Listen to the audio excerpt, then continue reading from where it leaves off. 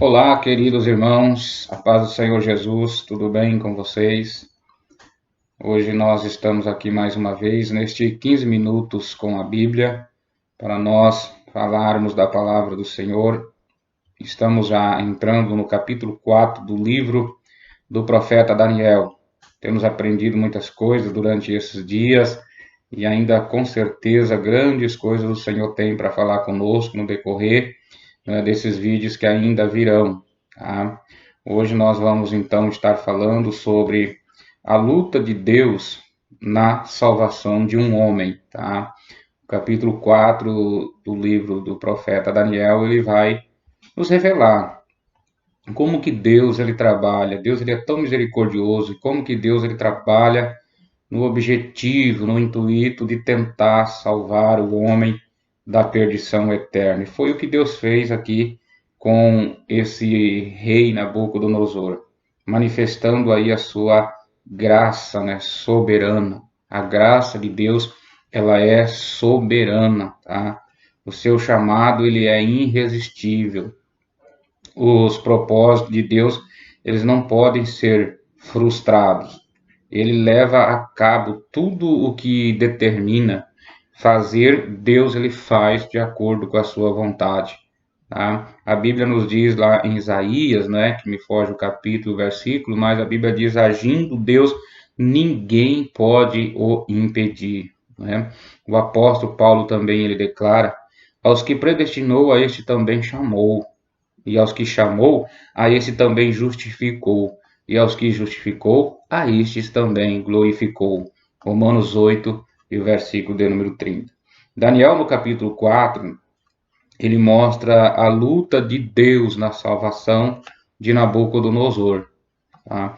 Deus ele move ali os céus e a terra para levar esse soberbo rei à conversão. Tá? O livro de Daniel, então, mostra a soberania de Deus na história e também na salvação de cada pessoa. Nós vamos ver, a partir de agora, algumas lições que este capítulo aqui, ele nos ensina, né, ou ele nos traz. Primeiro, as iniciativas de Deus para alcançar um homem. Deus usou 4 formas ali, ou 4 diferentes expedientes para levar Nabucodonosor à conversão. Tá? Em primeiro lugar, colocou pessoas crentes em sua companhia. No palácio de Nabucodonosor estavam ali Daniel e seus 3 amigos. Eles eram jovens crentes, fiéis e cheios da graça de Deus. Mas o convívio, né, com pessoas crentes, por si só, às vezes não converte ninguém, ainda que sejam crentes excepcionais, como eram ali aqueles 4 jovens, né? E em segundo lugar, Deus mostrou para ele que só o reino de Cristo é eterno. Nabucodonosor, apesar dessa estupenda revelação, permanece ali ainda um rei desobediente, soberbo, pagão. Está atribulado por causa do seu sonho, furioso com os sábios que não conseguem ali decifrá-lo, aquele sonho para ele. Por isso ele manda os matá-los, né? E só um homem sem Deus pode agir assim, tá? Daniel falou-lhes acerca do reino de Deus que viria e que jamais seria destruído. Nabucodonosor foi levado ali a contemplar a ruína de sua religião e confessar que o Deus de Daniel é o Deus dos deuses, né? Ele ficou impressionado, tá, com aquela interpretação de Daniel, né? E reconheceu que Deus existe. Chegou a reconhecer que o Senhor é o maior de todos os deuses, mas ele não se converteu. Tá? Logo no capítulo 3, ele esquece, né, da sua confissão. Ele esquece que ele havia confessado o Senhor. Né? E em terceiro lugar, Deus mostrou para Nabucodonosor que só ele, só Deus, liberta. Né? Agora Nabucodonosor fez uma hedionda, diz a Bíblia ali no capítulo anterior que nós lemos, uma hedionda estátua representando a si mesmo, né? E ordenou que todos os adorassem, todos ali viessem, né? Todas as suas províncias adorar aquela estátua. Ele perdeu a sua convicção anterior de que Deus é o Deus dos deuses, tá? E agiu em direta contradição às verdades que recentemente ele havia confessado para Daniel. Tá? As palavras de sua boca já não alcançavam mais o seu coração. Hoje, isso se repete nos nossos dias. Se observarmos bem detalhadamente, hoje ainda se repete nos nossos dias. Muita gente fica impressionados, né? A verdade ali os cativa, né? E as entusiasma, ficam inquietas com o que ouvem, né? Mas não dão lugar ao Evangelho, tá? Não dão lugar à palavra do Senhor. Ficam impressionadas, ficam, né, admiradas com tantas coisas que acontecem, né, com o que Deus faz, mas não dão lugar para que o Evangelho produza no coração deles um arrependimento e eles venham a se converter dos seus erros, dos seus pecados. Era essa a condição de Nabucodonosor lá no capítulo 3. A sua fúria de homem não convertido levou, diz a Bíblia, a jogar os 3 jovens na fornalha acesa. Tá? Ele teve o testemunho de fidelidade desses jovens, né? Teve a visão do Filho de Deus pré-encarnado, diz a Bíblia, andando na fornalha como 4º homem. Tá? Ele mais uma vez confessou ali que não há Deus que liberte como Deus daqueles jovens. Mas Deus é o Deus de Mesaque, Sadraque e Abednego, não o seu Deus pessoal. Hoje, talvez, Deus, ele é o Deus dos seus pais. Talvez hoje ele é o Deus dos seus filhos, não é? Talvez hoje Deus é Deus do seu marido, Deus da sua esposa, Deus de alguns dos seus amigos, mas não é o seu Deus pessoal, tá? Talvez você conheça Deus assim, né? Como Deus do seu amigo, Deus do seu esposo, Deus da sua esposa, Deus do seu filho, Deus da sua filha. Talvez você reconheça Deus como Nabucodonosor reconheceu Deus aqui. Deus de Sadraque, Mesaque e Abednego. Só ele é o Deus. Era Deus dos moços, mas não dele, pessoal. Tá? Então, querido, você precisa também confessar a Deus como teu único, suficiente e salvador. Tá? Você sabe que Deus livra, você sabe que Deus liberta, mas você ainda não foi transformado por ele e nem está comprometido com ele. Você sabe que Deus já fez, Deus já libertou, fez muitas coisas na vida, na tua vida mesmo e na vida da tua família, mas ainda você não foi transformado por ele. Hoje é a oportunidade de você entregar a sua vida completamente ao Senhor e ser comprometido, transformado por ele. E em 4º lugar, Deus mostrou para Nabucodonosor que só o Altíssimo, só ele tem o domínio sobre o reino dos homens.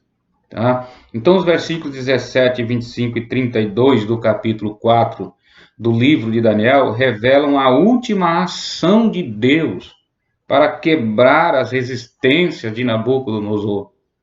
Tá? Deus levou esse homem à loucura para converter-lhe o coração. Tá? E nós vamos ver isso, querido, né? Que Deus, ele trabalhou então de todas as formas, de todas as maneiras para levar este homem ao arrependimento, para que ele conhecesse, né, que só Deus está no controle, no comando de todas as coisas. Tá? Mas mesmo assim ele se manteve endurecido, ele não reconheceu o senhorio nem a soberania de Cristo. Ele não reconheceu que tudo que estava nas mãos dele, o grande império da Babilônia, foi Deus que o havia dado a ele. E ele não o reconheceu. Tá? A revelação de Deus para alcançar um homem. Olha só, a revelação de Deus para alcançar um homem. Nabucodonosor, ele teve um sonho perturbador. Tá? No capítulo 4, que é o que nós estamos estudando, no versículo 10 ao 18, você vai presenciar este fato. Uma árvore no início, né, no meio, melhor dizendo, da terra, cuja altura chegava ao céu e era vista até os confins da terra, diz a Bíblia. Havia nela sustento para todos, e todos os seres viventes, diz a Bíblia, se mantinham dela ou se sustentavam dessa árvore. Um santo que descia do céu deu ordens para derribar a árvore e afugentar todos os animais. Mas a cepa ou o toco, né, com as suas raízes, devia ser deixada para ser molhada pelo orvalho, do céu, até que passasse sobre ela 7 tempos. Tá? O sonho do rei tem uma aplicação pessoal clara, querido. Daí o seu temor, não é? A mensagem central do sonho de Nabucodonosor, ele não era enigmática. Tá? Não era enigmática. No versículo 17 vai nos dizer isso. Daniel deu ali o sonho e uma interpretação corajosa. Tá? Uma interpretação corajosa, porque teria que ter coragem para dar a interpretação desse sonho para o rei Nabucodonosor, porque o sonho era contra ele próprio. Contra ele próprio. Mas Daniel sempre se destacou no Império da Babilônia por sua coragem e determinação e fidelidade ao seu Deus. Então, mais uma vez, Daniel aqui manifesta a coragem de profeta de Deus e homem de Deus em relatar ao rei a verdade, sem omitir nenhum pingo nos is. Tá? A árvore frondosa que cresceu tornou-se notória, grande, poderosa e esplêndida. Essa árvore do sonho de Nabucodonosor era o próprio rei Nabucodonosor. Tá? A ordem para cortar a árvore, diz a Bíblia no versículo de número 22, que vem do céu. Vem do céu como um decreto do Deus Altíssimo. Do Deus Altíssimo. Então o significado é que o rei será expulso de entre os homens, para mostrar para morar com os animais do campo, como um bicho, até que ele viesse a reconhecer que o Altíssimo tem domínio sobre o reino dos homens. Deus permitiu que Nabucodonosor chegasse a esse estado de loucura, de ir para o campo, ser molhado pelo orvalho, pastar como os animais, ter pelo como os animais, unha como animais, só para que ele reconhecesse que Deus é quem está no controle de todas as coisas. Tá?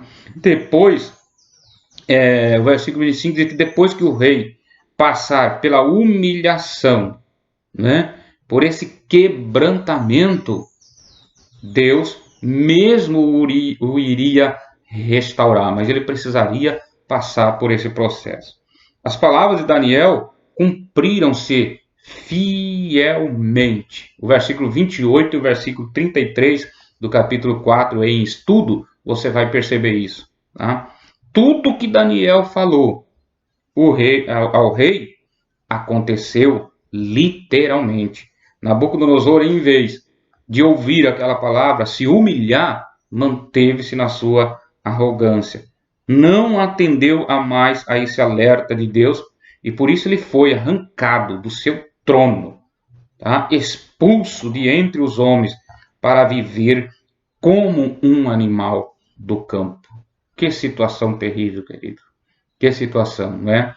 Então eu encerro esse vídeo dizendo, quando o homem ele começa a deixar que a soberba, a arrogância do seu coração começa a se sobressair, ele sempre vai ter que enfrentar a resistência da mão do Todo-Poderoso. Porque Pedro ele nos diz assim que Deus, Deus resiste aos soberbos, mas dá graça aos humildes.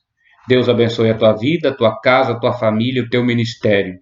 E até o próximo vídeo, se Deus assim nos permitir.